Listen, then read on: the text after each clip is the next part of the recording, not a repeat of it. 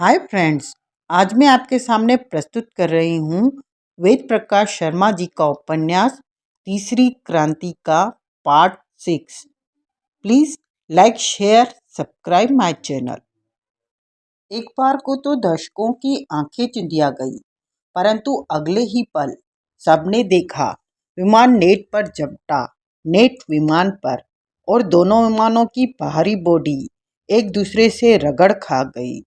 ठीक उसी पल जब दोनों के पिछले भाग एक दूसरे से टकराए, विमान चालक ने विमान दाईं ओर घुमा दिया।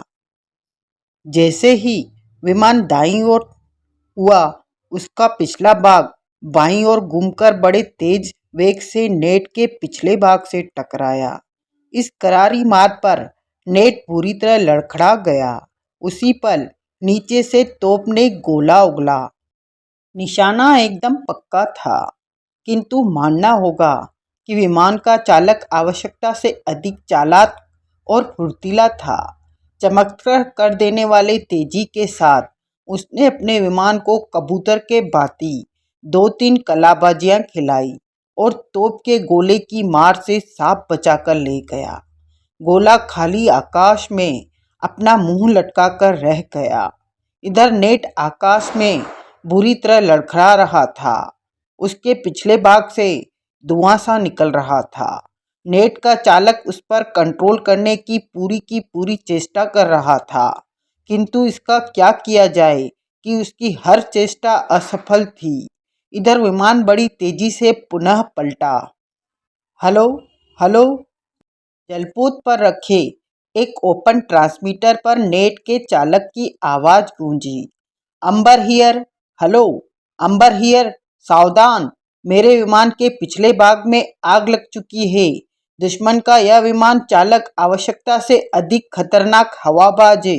हेलो हेलो, मैं अपने नेट को संभालने की काफ़ी चेष्टा कर रहा हूँ, लेकिन आप देख रहे हैं कि मैं असफल हूँ। जल्दी शस्त्र जलपोत पर से हटा दिए जाएं। मेरे सारे साथी भी जलपोत से हट जाएं। जल्दी, हो सकता है ये जलपोत को उड़ा दे। अंबर, हेलो, कर्नल ट्रांसमीटर पर झुककर चीखा। शस्त्र हटा दिए गए हैं। वेरी गुड सर, अंबर का प्रसन्नता में डूबा स्वर उभरा। मेरे साथियों को भी जलपोत से हटा दो, फिर मरने में मजा आ जाएगा। अंबर के स्वर में दृढ़ वीरता थी। अंबर, कर्नल चीखा, दुश्मन का विमान तुम्हारे करीब पहुंच रहा है। देख रहा हूं सर। दूसरी ओर से अंबर की गुर्राहट उभरी। घबराओ मत, अंबर अंबर का खिलाड़ी है, अभी इससे टक्कर लूंगा। ये देखो, अंबर का स्वर उभरा। साथ ही कर्नल की निगाह ऊपर की ओर उठ गई। उसने देखा विमान लड़खड़ाते नेट के करीब आया। नेट पुनः संभलना चाहता था कि विमान से निकले शोलों ने नेट से मुलाकात कर ली। भयंकर विस्फोट और चकाचौंध कर देने वाली चिंगारी से वातावरण गूंज उठा। जय हिंद, ट्रांसमीटर पर अंबर का अंतिम शब्द गूंजा। ठीक उसी पल जलपोत पर लगी तोप ने जोर से चीखकर गोला उगला। विमान का चालक शायद अपनी सफलता पर खुश था, इसलिए थोड़ा सा धोखा खा गया। हालांकि इस बार भी उसने गजब की फुर्ती का प्रदर्शन किया, किंतु फिर भी शोला विमान के पिछले भाग से टकराया। तीव्र गति से भागते विमान को एक तीव्र झटका लगा और वह बुरी तरह लड़खड़ा गया। इस बीच जलता हुआ नेट धड़ाम से सागर की छाती से टकराया। भागो भागो, कुछ सोचकर चीखा, जलपोत से कूद जाओ। उनका इतना कहना था कि सैनिकों ने जलपोत को छोड़कर सागर में जंप लगा दी। अधिकांश सैनिक तेजी से तैरते हुए जलपोत से दूर होने की चेष्टा करने लगे। खुद विकास भी कूद गया था। इस समय वह चित्त अवस्था में पानी पर तेजी से तैरता हुआ जलपोत से दूर निकलने की चेष्टा कर रहा था। इस समय वह आकाश में लड़खड़ाते दुश्मन के विमान को स्पष्ट देख रहा था। चालक विमान को संभालने की बरकस चेष्टा कर रहा था। विमान के पिछले भाग में आग की लपटें लपलपा रही थी। विकास ने देखा, चालक ने विमान संभाल लिया। विमान संभला। बड़ी तेजी से उसका रुख जलपोत की ओर हुआ और फिर वही हुआ जिसका डर विकास को था। इसलिए उसने चीख कर सब सैनिकों को जलपोत से कूद जाने के लिए कहा था। उसके सोचे अनुसार ही जलते हुए विमान का रुख जलपोत की ओर हुआ। उसके बाद जलता हुआ विमान जैसे बंदूक से छूटी गोली की तरह बड़ी तेजी से विमान जलपोत की ओर बढ़ा। धड़कते दिल से विकास इस दृश्य को देखता रहा। तब जबकि जलता हुआ विमान सागर से लगभग 100 फीट ऊपर था, विमान का चालक कक्ष खुला। एक इंसान ने जलते हुए विमान से बाहर हवा में जंप लगा दी। एक पल विकास ने उसे देखा। दूसरी ओर जलता हुआ विमान जलपोत की चिमनी में घुसा और धड़ाम धम धम कान के पर्दों को फाड़ देने वाले जबरदस्त विस्फोट। आग के शोले 50-50 फीट ऊंचे उछल गए। आसपास का सागर जल उठा। लहरों ने जैसे भयंकर तूफान आ गया। सागर उफड़ने लगा। सागर की छाती पर आग की लपटें लपलपा उठी। चारों ओर आग ही आग फैल गई। पानी की दीवार ने विकास को उठाकर 30 गज दूर फेंक दिया। सागर की छाती पर तबाही, विनाश और प्रलय का दृश्य था। कृपिक ने अंधेरी कोठरी का लॉक खोला। कोठरी के द्वार पर खड़े होकर उसने अपने दाएं हाथ में दबी टॉर्च रोशन कर दी। शक्तिशाली टॉर्च का तीव्र प्रकाश सीधा एक कैदी पर पड़ा। इस कैदी को एक पत्थर के साथ जंजीरों में जकड़कर कैद कर दिया गया था। उसके पर टॉर्च का प्रकाश पड़ता महसूस करके उसने सिर ऊपर उठाया। यह ग्रिफिथ था, इंग्लैंड की सीक्रेट सर्विस का दिग्गज जासूस। इस समय उसकी हालत खस्ता रेवड़ियों से मुकाबला कर रही थी। बाल अस्त व्यस्त थे। आंखों के इर्द गिर्द का भाग काला पड़ गया था।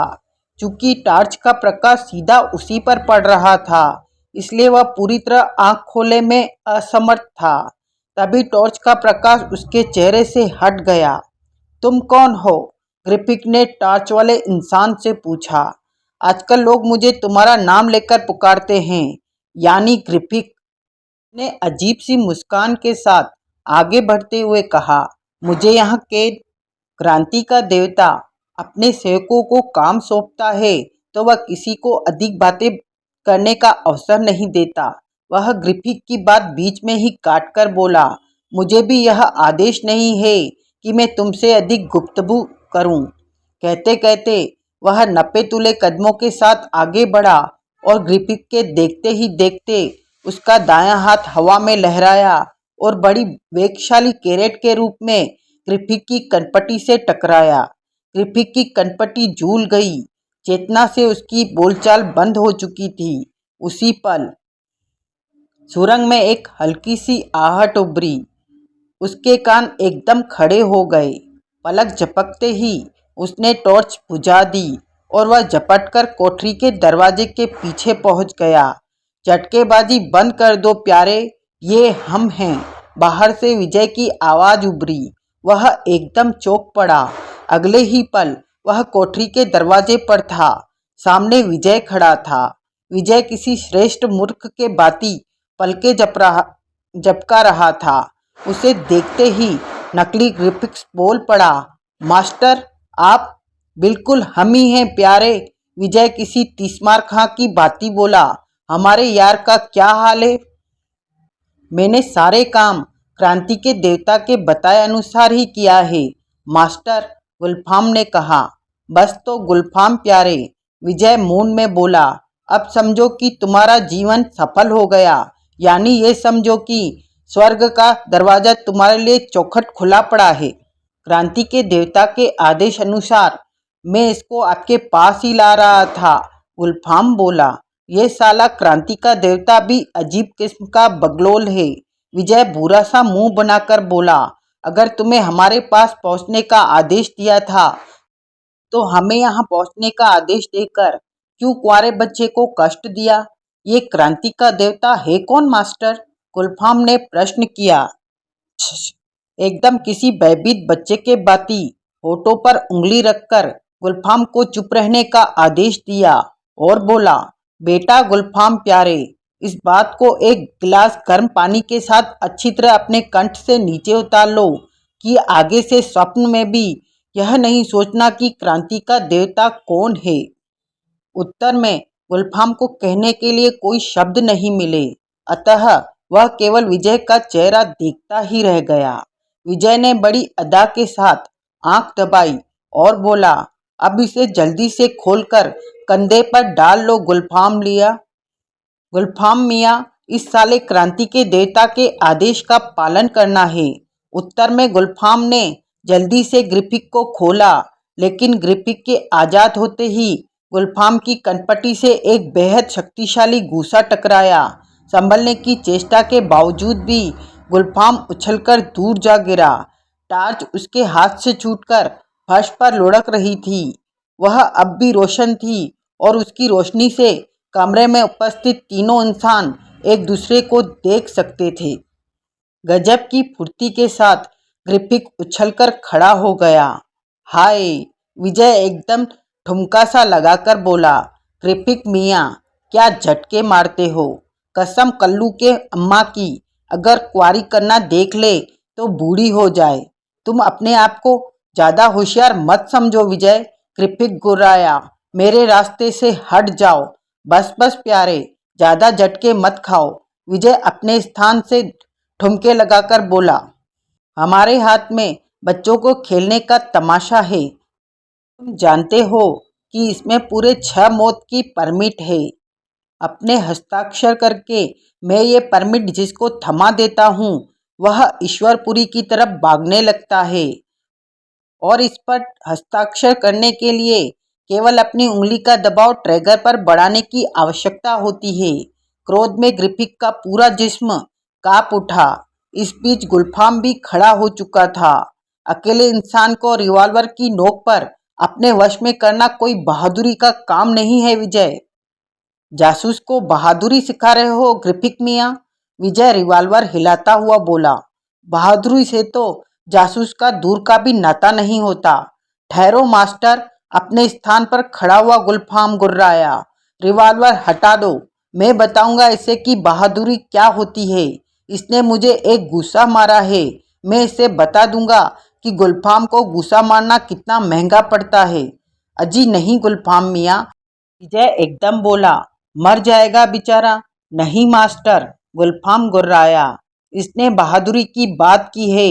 गोरी चमड़ी वाला यह पहला इंसान है जो हिंदुस्तानी को बहादुरी के लिए ललकार रहा है। मैं इसे बता दूंगा कि बहादुरी क्या होती है। कहता हुआ गुलफाम खतरनाक ढंग से ग्रिफिक की ओर बढ़ा। ग्रिफिक भी एकदम अपनी समस्त इंद्रियों के साथ सतर्क हो गया। अबे ओ गुलफाम प्यारे, विजय एकदम बौखलाकर बोला, अम्मा क्या करते हो। अबे मेरा यार मर जाएगा। अबे अबे नहीं, हमें जाना है, मामला बिगड़ जाएगा। अम्मा गुलफाम प्यारे रुको। किंतु गुलफाम ने तो जैसे सुना ही नहीं।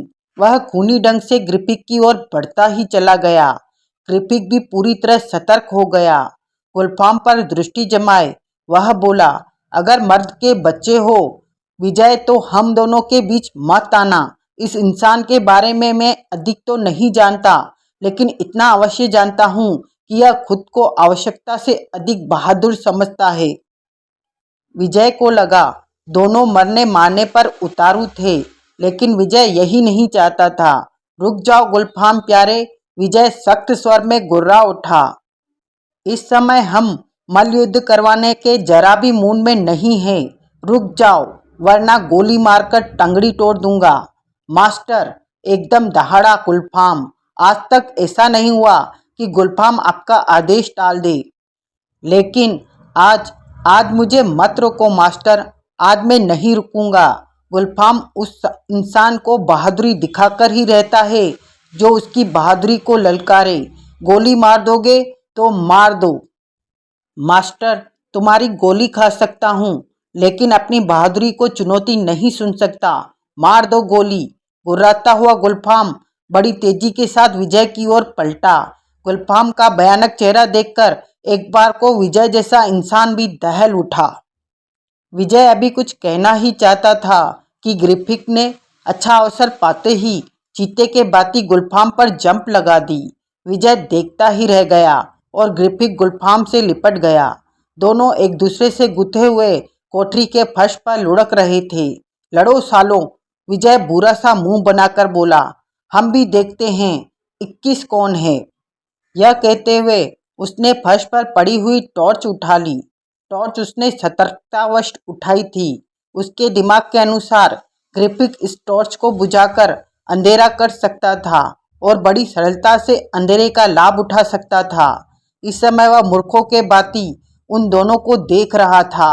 अचानक गुलफाम ने ग्रिफिथ को उठाकर दूर फेंक दिया। हवा में लहराता ग्रिफिथ कोठरी के एक दूसरे कोने में जा गिरा, परंतु अगले ही पल वह फुर्ती से उछलकर खड़ा हो गया। इधर गुलफाम भी खड़ा हो चुका था। विजय दोनों के विषय में जानता था कि वे कितने बहादुर है। वह जानता था कि वे कितने पानी में हैं। वह जानता था कि गुलफाम बेशुमार शक्ति का मालिक है। जहाँ तक शक्ति का सवाल है तो उससे तो ग्रिफिथ 7 जन्म तक भी गुलफाम का मुकाबला नहीं कर सकता। लेकिन दूसरी ओर ग्रिफिथ था इंग्लैंड की सीक्रेट्स का जांबाज जासूस। माना शक्ति में वह गुलफाम से कम था, किंतु लड़ने के जो तरीके वह जानता था गुलफाम ने तो स्वप्न में भी नहीं देखे होंगे। दोनों प्रतिद्वंदी एक दूसरे के सामने थे। अचानक विजय के दिमाग में न जाने क्या आया कि उसने शक्तिशाली टॉर्च का प्रकाश सीधा ग्रिफिथ की आंखों में मारा। ग्रिफिथ एकदम चुंधिया गया। इस विचित्र और नई मुसीबत पर ग्रिफिथ बुरी तरह बौखला गया। उसी पल गुलफाम की जबरदस्त फ्लाइंग किक ने उसे उछाल दिया। ग्रिफिथ धरती पर गिरा, लेकिन फुर्ती के साथ खड़ा हो गया। टॉर्च का प्रकाश पुनः उसकी आंखों पर पड़ा। वह टॉर्च के प्रकाश से बचने की चेष्टा कर रहा था कि गुलफाम के दो मजबूत हाथों ने पलक झपकते ही उसे ऊपर उठाया और इसके पूर्व कि ग्रिफिथ किसी भी दाव का प्रयोग कर सके, गुलफाम ने उसे फर्श पर दे मारा। ग्रिफिथ के कंठ से एक चीख निकल गई। झपटकर गुलफाम ने उसे धरती पर ही दबोच लिया और इसके बाद बिजली की सी गति से गुलफाम के हाथ चले। उससे अलग तभी हुआ जब पिटता पिटता ग्रिफिथ के चेहरे से टकराने लगे। ग्रिफिथ के कंठ से चीखें निकलने लगी। उसे संभलने का अवसर ही नहीं मिला और गुलफाम उससे अलग तभी हुआ जब पिटता पिटता ग्रिफिथ बेहोश हो गया। उसे छोड़कर गुलफाम अलग हो गया।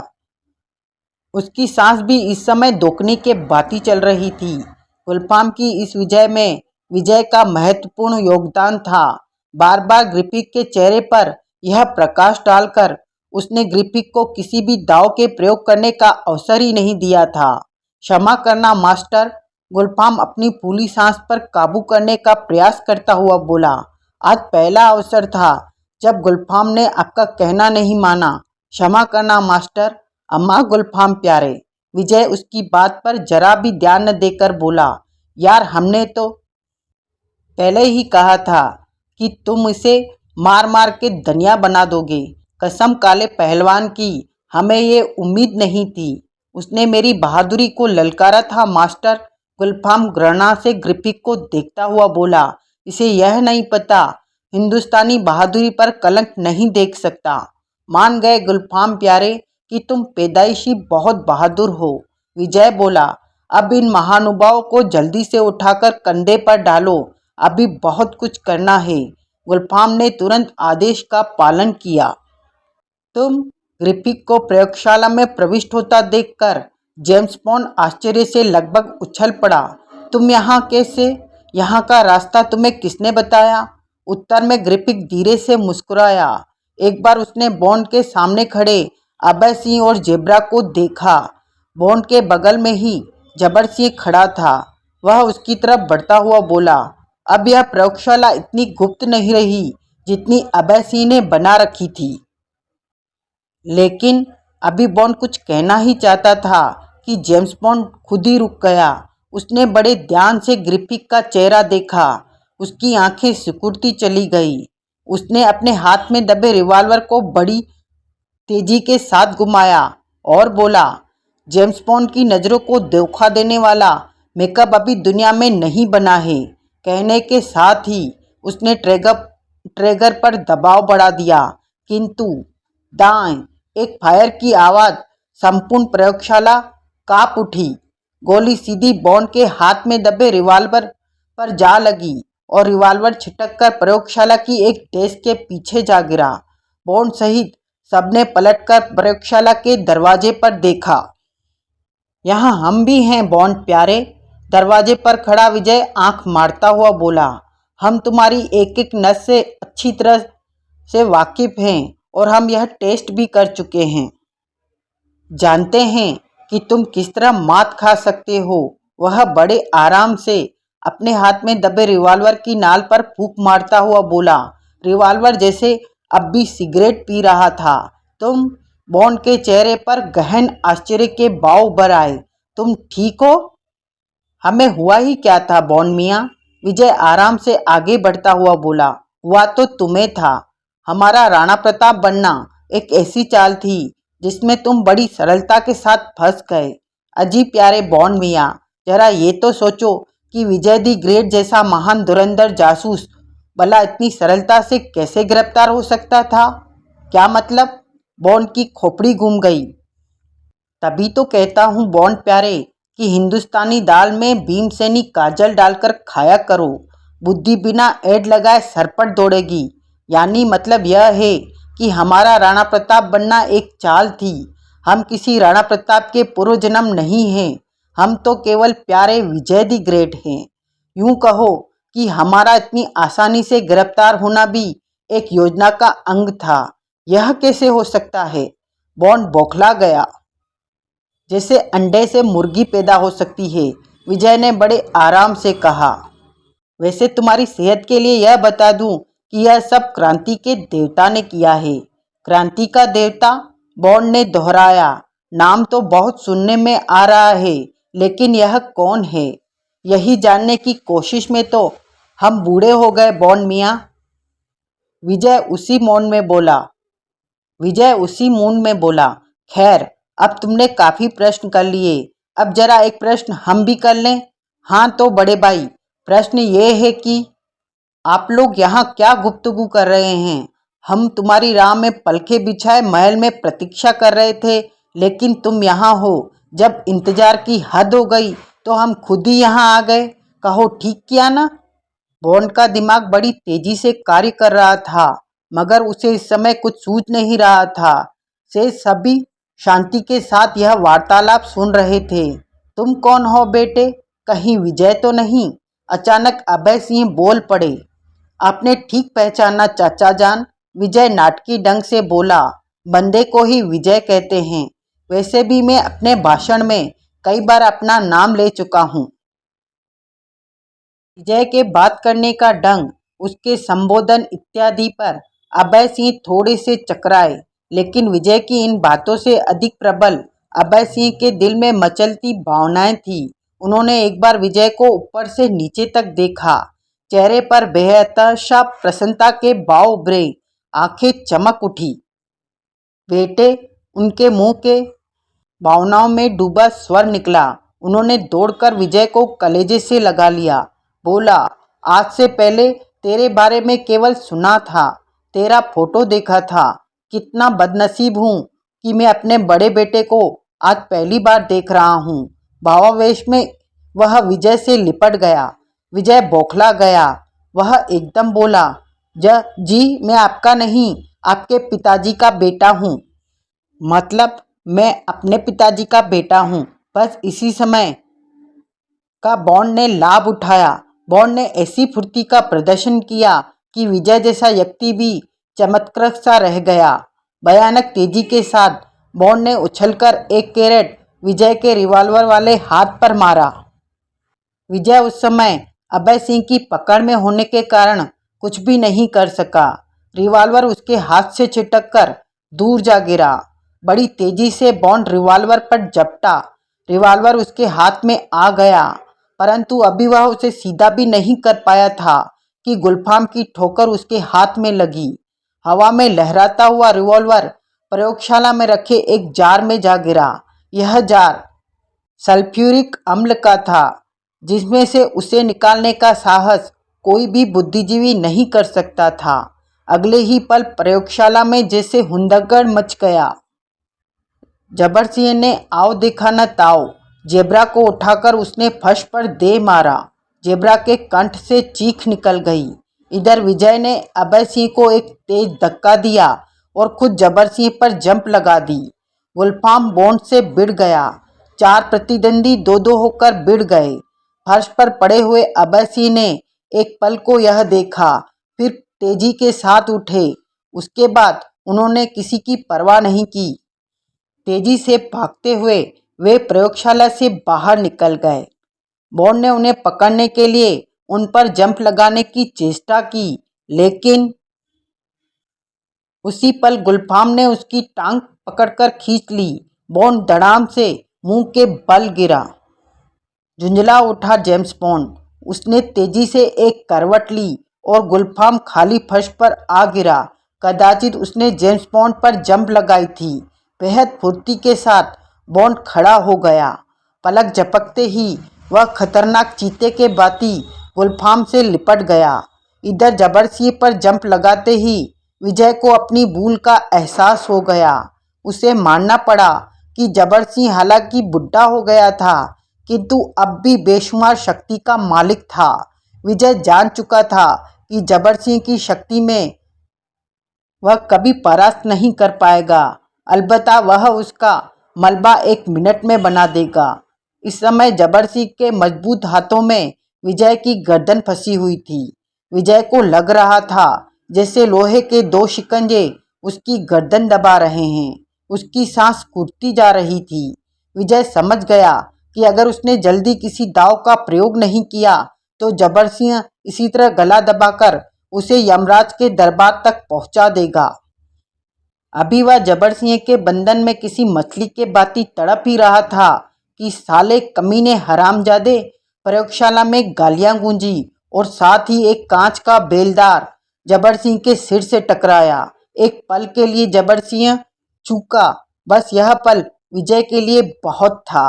एक झटके के साथ खुद को उसने जबर सिंह की पकड़ से मुक्त किया और उधर जबर सिंह ने अपने सिर पर मारने वाले जेब्रा की कनपट्टी पर घुमाकर घूसा मारा।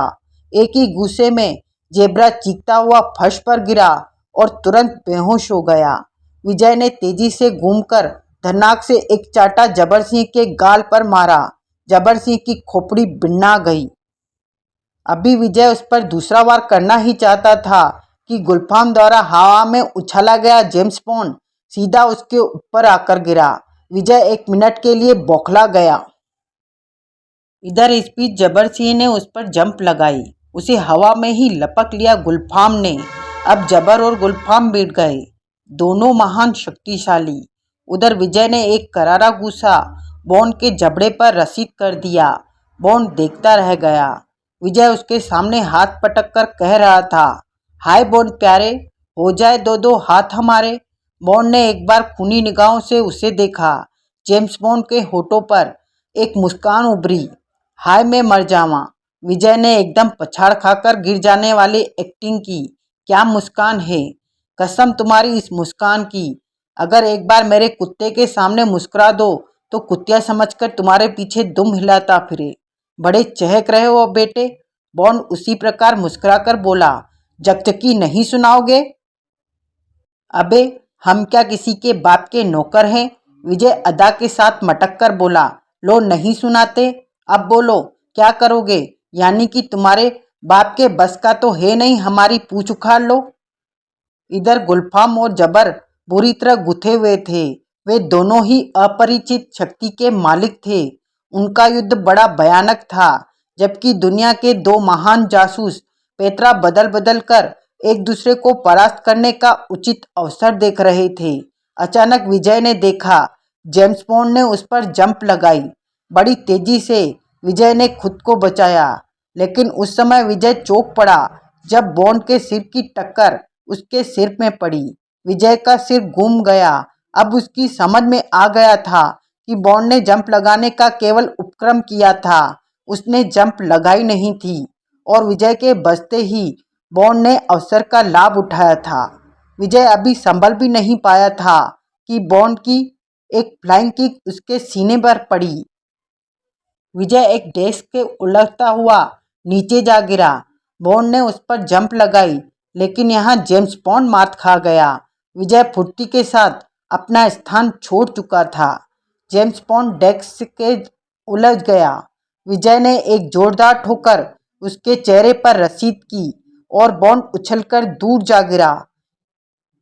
इस एक ही ठोकर से उसके मुंह से खून बहने लगा। अगले ही पल जेम्स बॉन्ड बड़ी फुर्ती के साथ उछलकर खड़ा हो गया। विजय उनके सामने खड़ा था। देखा बॉन्ड मियाँ, इसे कहते हैं पैतरेबाजी। विजय किसी बटियारिन के बाती हाथ नचाता हुआ बोला। उसके बाद जेम्स बॉन्ड ने जो कुछ किया उसे देखकर विजय चमत्कृत सा रह गया। उसे पूरी उम्मीद थी कि जेम्स बॉन्ड उसका मुकाबला करेगा, परंतु उम्मीद के एकदम विपरीत बॉन्ड ने एक बेहद लंबी जंप ली और सीधा प्रयोगशाला के दरवाजे पर पहुंच गया। बॉन्ड की इस हरकत पर विजय एकदम बौखला गया। अबे बॉन्ड प्यारे, अबे सुनो तो, विजय ने कहा। इस वक्त मेरे पास समय नहीं है, दरवाजे पर खड़ा बॉन्ड चीखा। तुमसे वादा करता हूँ कि मैं तुम्हें यह बताकर रहूंगा कि बॉन्ड किस हस्ती का नाम है। विजय ने भी लंबी जंप ली और प्रयोगशाला से बाहर सुरंग में आया। उसने देखा जेम्स बॉन्ड सुरंग में एक तरफ भागा जा रहा है। विजय तेजी से उसके पीछे दौड़ता हुआ चीखा, अबे ओ भाई, अबे सुनो तो। मगर बॉन्ड की भला कुछ सुनने को फुर्सत कहाँ थी, वह तो भागता ही चला गया। सुरंग में कुछ दूर तक विजय ने उसका पीछा किया, परंतु जल्दी ही उसे मालूम हो गया कि बॉन्ड उसके हाथ नहीं आएगा। वह एकदम इस प्रकार रुक गया जैसे पूरी शक्ति से किसी ने उस पर ब्रेक लगा दिए हैं। साला निकल भागा, विजय गुद्दी खुजाता हुआ बोला, बुदबुदाया। उधर प्रयोगशाला में जबर गुलफाम खुखार सांडों के बाती भिड़े हुए थे। दोनों के जिस्मों में अनेक भागों से खून बह रहा था। उनके इर्द गिर्द की डेस्क उलट चुकी थी। उन पर रखे अनेक वैज्ञानिक उपकरण टूट चुके थे। गनीमत यह थी कि प्रयोगशाला में रखा हुआ कोई खतरनाक पदार्थ उनके ऊपर नहीं गिरा था। दोनों ही बेहद शक्तिशाली थे। सांसें दोकनी के बाती चल रही थी, परंतु फिर भी एक दूसरे से बुरी तरह उलझे हुए थे। अचानक जबर सिंह ने गुलफाम के पेट में पैर फंसाया और उसे हवा में उछाल दिया। गुलफाम फर्श पर जाकर गिरा, किंतु जितनी जल्दी वह गिरा और उससे कहीं अधिक तेजी के साथ उछलकर खड़ा हो गया। उसके बाद वे दोनों बिना दाव का प्रयोग किए पुनः भिड़ गए। इस बार दाव लगा गुलफाम का। उसने जबर सिंह को अपने हाथों पर बिल्कुल ऊपर उठाया और प्रयोगशाला के फर्श पर दे मारा। जबर सिंह के कंठ से एक चीख निकल गई। गुलफाम ने भी किसी दाव इत्यादि का प्रयोग करने की आवश्यकता नहीं समझी। वह फिर जबर सिंह पर झपट पड़ा।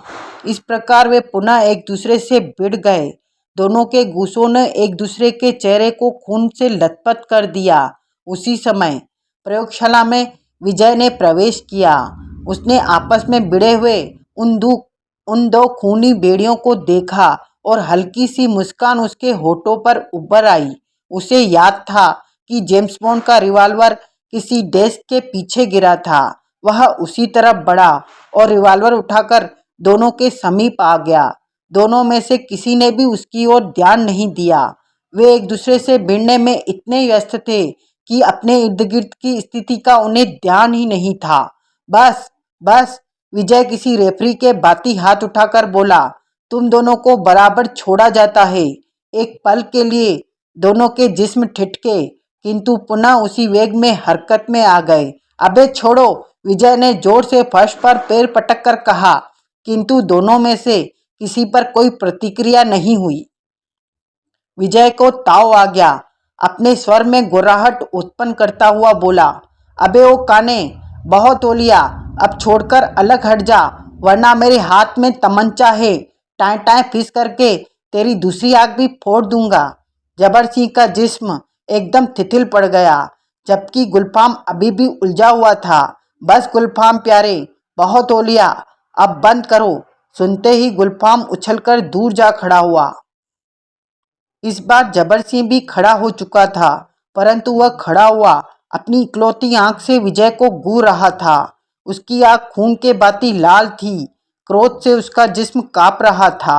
यूं न देख हसीना, विजय एकदम थर्ड क्लास आशिक के बाती अपने सीने पर हाथ मारता हुआ बोला, हमारा दिल धड़कता है, तुमसे प्यार करने को फड़कता है, तेरी याद में चटकता है। लड़के बुरी तरह ग्रोथित होकर गुर्राया जबर सिंह, तमीज से बात करना सीख, मैं तेरे बाप का मामा हूँ। पढ़ा लिखा है लेकिन तमीज तेले की भी नहीं है, बुजुर्गों से बात तक नहीं करनी आती। अबे तमीज के बदले में तो हमने जलेबी चबा डाली। विजय उसी प्रकार बोला, हमने तो कभी अपने बाप को भी बाप नहीं समझा, फिर भला बाप का मामा की क्या औकात। अगर तुम निर्भय के लड़के न होते तो फाड़ कर डाल देता। जबर सिंह क्रोध से गुर्रा उठा। अजी जाओ भी मियाँ, क्यों काला झूठ बोल रहे हो। विजय लापरवाही के साथ बुरा सा मुंह बनाकर बोला, ये कहो कि अगर हमारे हाथ में तमंचा न होता तो तुम हमारा आलू बुखारा बना देते। इसके पूर्व कि कोई कुछ बोलता, दरवाजे में आवाज आई, इसे बंदी बना लो बेटे।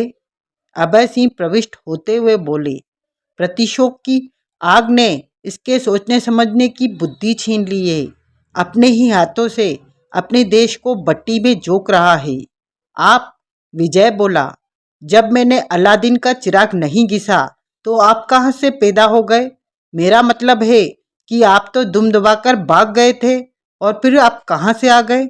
मैं कहीं नहीं भागा था बेटे, यहीं था। अभय सिंह बोले, केवल इसलिए छिप गया था कि मैं उस विदेशी दरिंदे के हाथ न लग जाऊं। वह मुझसे रहस्य उगलवाना चाहता था। गुलफाम मियाँ, विजय ने कहा, पहले जरा हमारे बाप के मामा को कैद कर लो, इन्हें कुछ गुस्सा ज्यादा ही आता है, कहीं हमारी ही लुटिया न डुबा दे। विजय जबर सिंह गुर्राया, तुम भी दुश्मनों से मिल गए हो। हम जानते हैं प्यारे बाप के मामा के दुश्मन कौन है और दोस्त कौन है।